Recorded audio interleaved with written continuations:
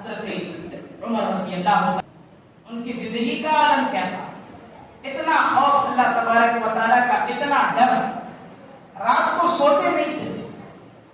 کہیں ایسا نہ ہو کہ میری حکومت کے اندر معاملہ ایسا ہو جائے کہ کوئی پریشان ہو، کوئی مصیبت میں ہو اور کوئی بددعا کر دے اللہ کے یہاں کہ جو خلیفہ ہے یہ کیسا خلیفہ ہے کہ انصاف کا معاملہ نہیں کرتا، لوگوں کی پریشانیوں کو دور نہیں کرتا ہے، اللہ کہیں مجھے پکڑ نہ لے.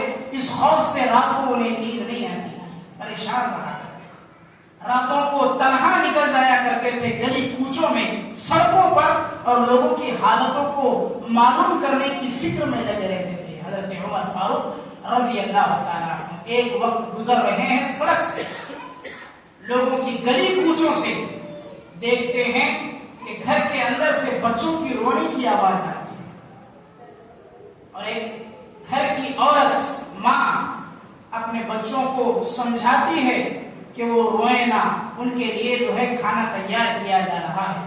پورا واقعہ حضرت عمر رضی اللہ تعالیٰ عنہ سنتے ہیں اور اس گھر کے اندر جا کر اس عورت سے سوال کرتے ہیں کہ تمہارے بچے رو رہے ہیں، تم کیسی عورت ہو، کیسی ماں ہو، تم اپنے بچوں کو چپ نہیں کرا سکتی، خاموش نہیں کرا سکتی ہے؟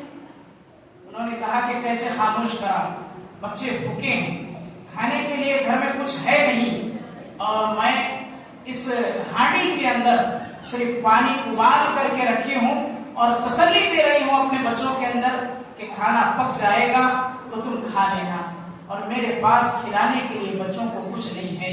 برا ہو اس وقت کے خلیفہ کا، جو اس وقت کے خلیفہ ہیں وہ ہماری کبھی نگہبانی نہیں کرتے ہیں، وہ ہماری کبھی دیکھ ریکھ نہیں کرتے ہیں، ہمارے حال کو نہیں پوچھتے ہیں، میرے گھر کے اندر کمانے والا کوئی مرد نہیں ہے. حضرت عمر رضی اللہ تعالیٰ عنہ کا یہ جملہ سننا تھا، دل تڑپ اٹھا، اللہ کا ڈر طاری ہو گیا، خوف طاری ہو گیا کہ عمر کل قیامت کے دن اللہ تبارک و تعالیٰ تمہارا کیا کرے گا؟ ایسا نہیں ہے، خلیفہ ہیں، آرام سے اپنی زندگی بسر کر رہے ہیں، آرام سے اپنے گھر کے اندر ہیں، نہیں، کل اللہ پوچھے گا تو کیا جواب دے گا عمر؟ اس خوف سے ڈرتے ہوئے اپنے گھر کی طرف جاتے ہیں، بیت المال کی طرف. مال کو اللہ تبارک و تعالیٰ کے گھر میں جو جمع کیا جاتا ہے اس سے راشن لیتے ہیں، اپنے پیٹ پر لاد کر کے. ان کے جو غلام تھے، وہ غلام تھے، کہتے ہیں کہ میری پیٹ پر لاد دو، کہتے ہیں نہیں، کل قیامت کے دن عمر کا بوجھ تم نہیں اٹھا سکتے.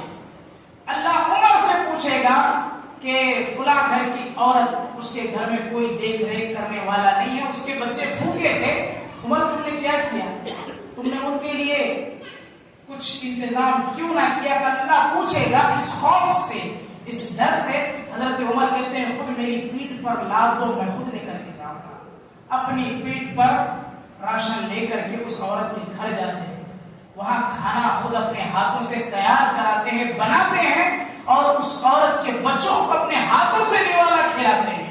جب وہ چپ ہو جاتے ہیں تو عورت کہتی ہے کتنا اچھا ہوتا کہ اس وقت کا خلیفہ آپ ہوتے، عمر نہ ہوتا. وہ عورت عمر رضی اللہ عنہ نہ پہچانتی.